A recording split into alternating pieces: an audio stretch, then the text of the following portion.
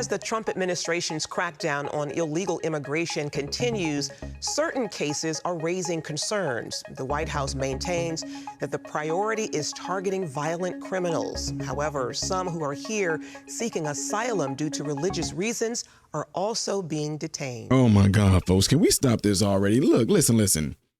I don't care if it's a pastor, preacher, teacher, evangelist, Mother Teresa, a pope, whatever.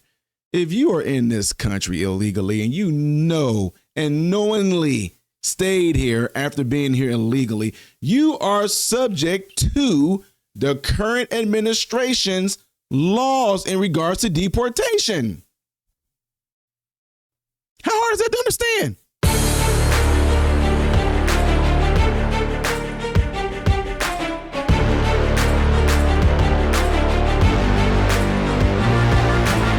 How are you good people doing, my American informed brothers and sisters? Welcome to the channel. I am Ty Smith and you watch my channel, Modern Renaissance Man, in which I'm greatly appreciative of. Make sure you guys are following me up here, down here. Click that. Thank you. And when you do subscribe to the channel, hit the bell notification. It will bring on a drop box for you to select all notifications. That way you will be notified when I post a video. Do not forget to check out my other YouTube channel called Man, Husband, Father. All right? Appreciate it. Ladies and gentlemen, I haven't done one of these videos in such a long time, but it has come across my desk because some of you are greatly concerned and want to try to figure out what do you have to say about this, Ty, in regards to this next story I'm about to bring you.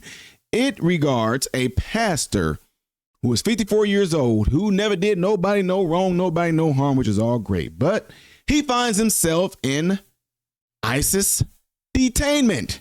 Why is that? Check it out. The latest case involves Maryland pastor Daniel Fuentes Espinal from Honduras. While he's accused of overstaying his visa by 25 years, many in Easton call him a law-abiding member of the community who deserves fair treatment and the opportunity to remain free. News footage shows residents and supporters taking to the streets to protest the arrest of the 54-year-old pastor. ICE agents detained Fuentes Espinal, pastor at Jesus Te Llama Iglesia del Nazareno Church, July 21st, on his way to work at a construction site. The pastor has reportedly lived in the U.S. since 2001 on a 6-month visa. After his arrest, he was transferred from Baltimore to an immigration facility in Louisiana. Family friend Lynn Foxwell says Fuentes Espinal told him about conditions he had to endure at the Baltimore facility. He didn't have a bed to sleep on. He didn't have a shower, didn't have a sink for brushing his teeth. Charlene, he literally had to use a bucket. And I don't mean to be graphic for your viewers, but he had to use a bucket for bodily functions. Pastor Fuentes Espinal's church members are no longer meeting out of fear the same will happen to them. Now, why would they be in fear that the same would happen to them? Can y'all answer that? Y'all want to answer that down below in the comment section while this video has this little bit of a me jumping in? Y'all want to answer? Why would these people be in fear that the same would happen to them? What do you mean the same? Oh, you would be detained by ICE? Why would you be scared that ICE would detain you? I don't know, because maybe what? You're here illegally? Pastor Samuel Rodriguez, president of the National Hispanic Christian Leadership Conference, says ICE arrests are severely impacting churches within his network. 35–40% drop in Sunday attendance. Put this in perspective, close to half of the Latino evangelical church, 40% aiming towards 50. This is serious. Oh, yeah, it's serious. You want to know why? Money. It has nothing to do with the attendance and you worried about the people's soul and worried about their spirit and their relationship with God. It has everything to do with tithes and offering or sowing a seed. And if you want to be blessed, you have to make sure that you're giving. That's what it's about, that money. Come on now, let's just call the bull crap out. Pastor Gabriel Salguero, founder of the National Latino Evangelical Coalition. It's really heartbreaking. I receive, without hyperbole, dozens of texts a day from the pastors in our coalition. Daily, I'm receiving texts either from bishops or pastors of members of their churches or pastors in their networks that are being detained and deported. Pain also felt among Iranian Christians seeking asylum in the U.S. due to religious persecution back home. He's an asylum seeker. It doesn't matter, sir. We're just following orders. Last month, Pastor Ara Tarosian of Cornerstone Church in West L.A. witnessed federal agents detaining Iranian-born members of his congregation. They came for freedom.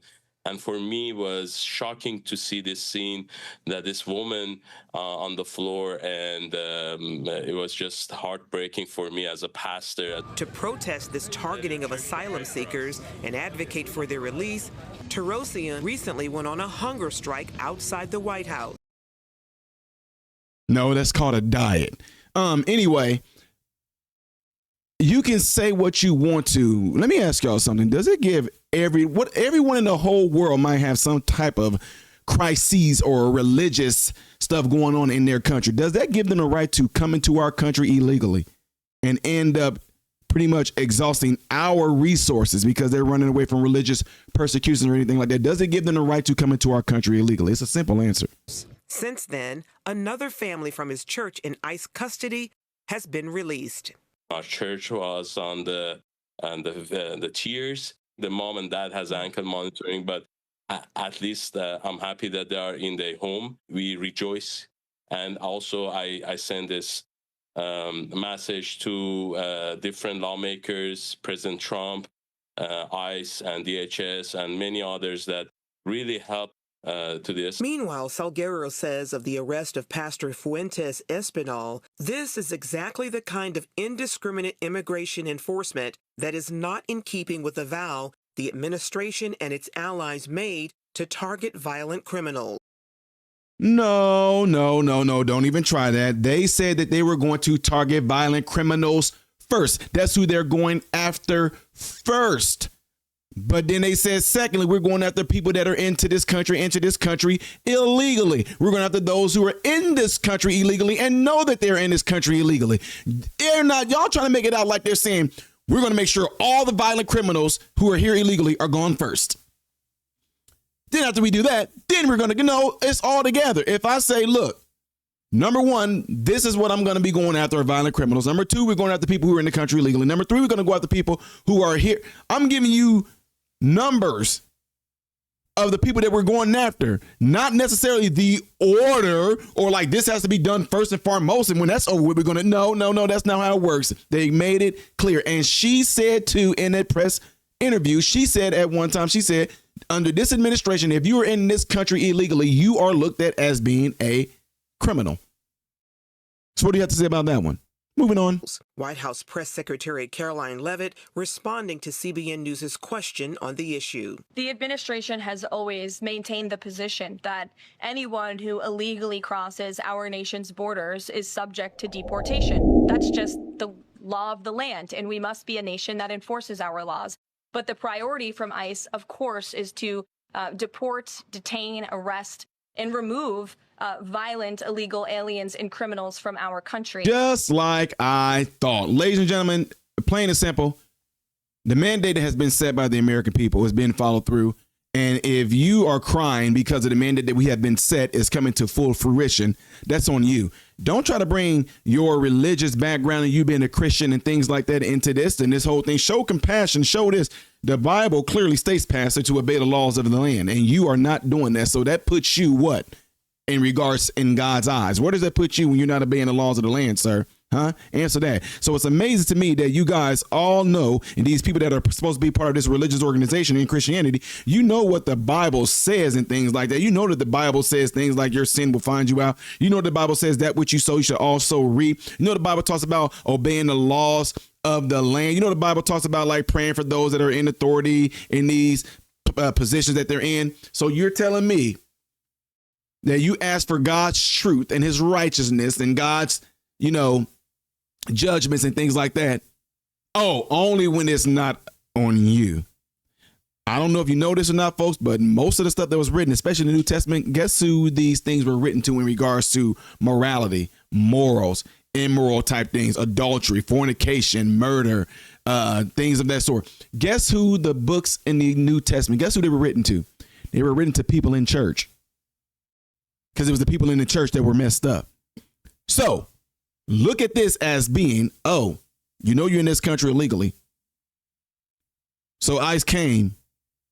So is it possible that it could be God bringing his judgment to the church because what the church is doing and what the church has done is wrong? I'll give you an example. Do y'all think it's wrong we find out what these pastors, what these priests have done to these young men and young women? Do you think it's wrong? Do you think it's wrong we find out that there's been some sort of trafficking like type things going on in these churches and things like that? Do y'all find it? Do you think it's wrong we find out that the church has been embezzling money and things like that? Do you think it's wrong we find out that they've been doing a whole lot of illegal things when it comes to taxes and things like that in the church? Do you think it's wrong? What makes this different? Let me know in the comments below this video. Don't forget to do what y'all see in this animation right here. It would greatly help my channel. You want to see the next video that I will be doing after this one? It will be up there. Things as of yesterday, right here. I am Ty Smith, model Renaissance man, hoping and praying that every last one of you have food, shelter, and clothing. Most of all, praying every last one of you guys are in great health, mentally, physically, emotionally, spiritually. God bless you all through Jesus.